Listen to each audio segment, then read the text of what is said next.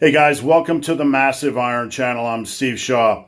You're about to see a small portion of a podcast that I did with Dr. David McConey from the Brains and Gains YouTube channel, the Brains and Gains podcast. Just a short clip. We talk a little bit about natural muscle building potential. I encourage you to check out the link down below to the complete podcast. We talk about a lot of things. We talk about muscle building. We talk about running. We talk about natural potential, you name it. So please check out the podcast. You have nothing better to do today. You're quarantined. It's Saturday. Please check it out. Link down below. Thanks.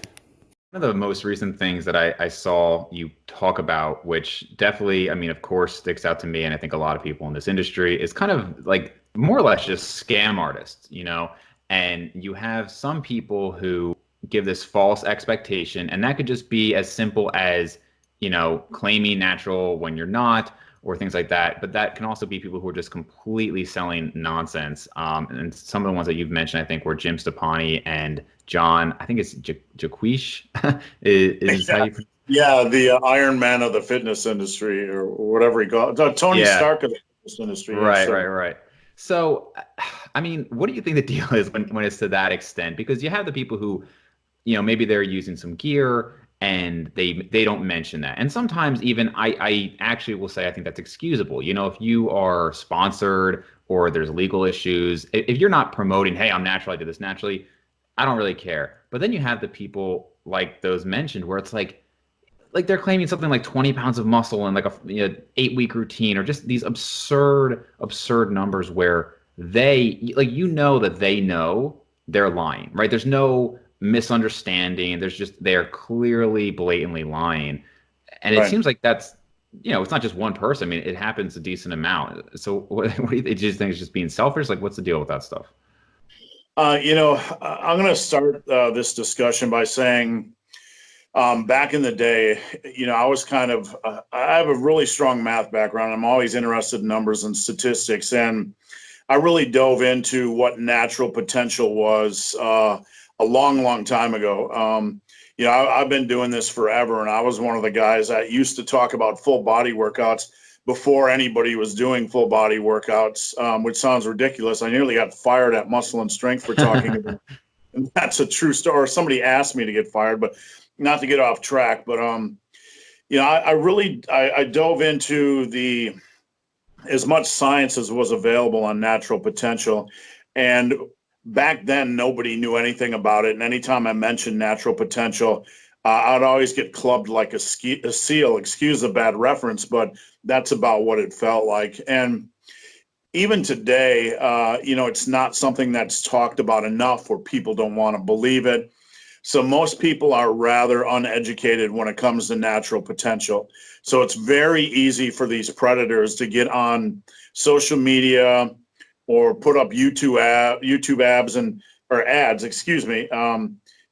the people filtering these ads don't know what's possible. Sure. The people at Facebook and Instagram, hardly anybody knows what's possible. So it's very easy for these knuckleheads to pass along nonsense to the average consumer, because the average consumer wants to believe if they just find the key, the magic secret, it'll unlock that door and they can build 10 pounds of muscle in a month. Yeah. And I think that's what it is. It's a lot of people who are just naive, because it's really the people who are brand new to maybe a couple years in. I think once you've been doing this for 10 years correctly, you've really been putting in the hard work for 10 years, you probably realize that a lot of what you were sold early on was kind of BS, right?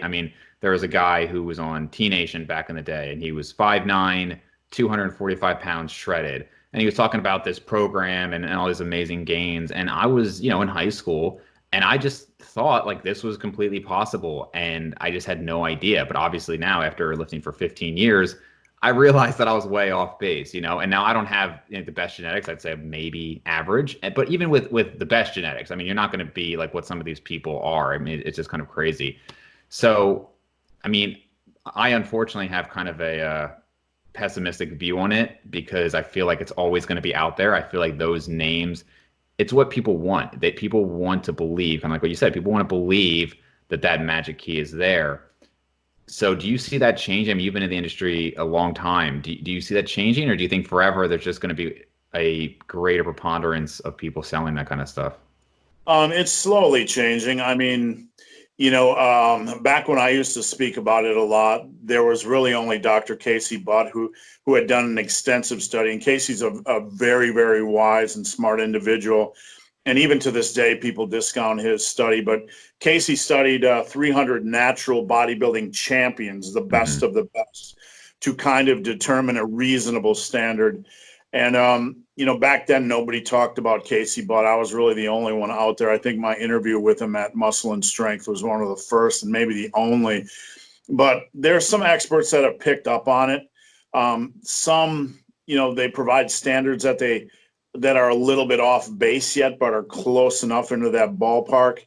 But I think we're going to progress to the point where a good portion of quality experts in this industry know what the standard is, and they'll pass it along. And I hate to put it like this, but to the sheep, right? Hmm.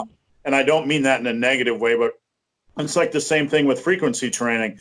People didn't believe in frequency training until a lot of big voices started to say it was Sure. viable. And now everybody is okay with frequency training. So I think it'll get there. There's still a lot of discussion and debates that need to occur, and some people that really need to rope in their expectations a little bit. Yeah, yeah, and it can be because I think that formula. I think the work by Casey Butt is good. That was one of the earlier ones I came across because now more people do talk about like what's the natural genetic limit. That was the first one I came across, a long time ago. And if I'm remembering correctly, it's where you put your circumferences of like joints, like your wrists and ankles and things, and it'll kind of tell you maximum muscular potential. But you mentioned that these were natural bodybuilding champions, and I think that's what a lot of people don't realize is it's like, man, like I know people who look at those numbers and they say, "Are you kidding me? That's all I can have." And it's like, no, that's not necessarily even what you can get to. You might fall short of Right. that, right? And not Yeah, to say that, absolutely.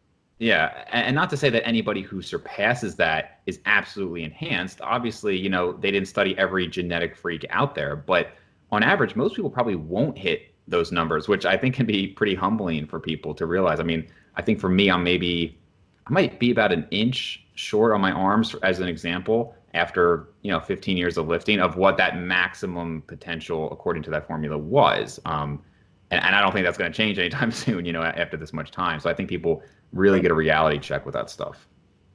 Yeah, I mean, the issue is, you know, I used to preach a certain standard. I have my own little easy guideline for folks. Usually it's 30 to 35 pounds of muscle over the course of your life. And whatever you have left, you can expect to gain half of that. Your potential would be half of that of the upcoming year. But 16 pounds a year is something early on I used to proclaim was about the max anybody could do their first year. But the amount of people that actually hit that are extremely rare. Hmm. Most people would be lucky to hit 10 to 11 pounds their first month or first year, excuse me. Hmm.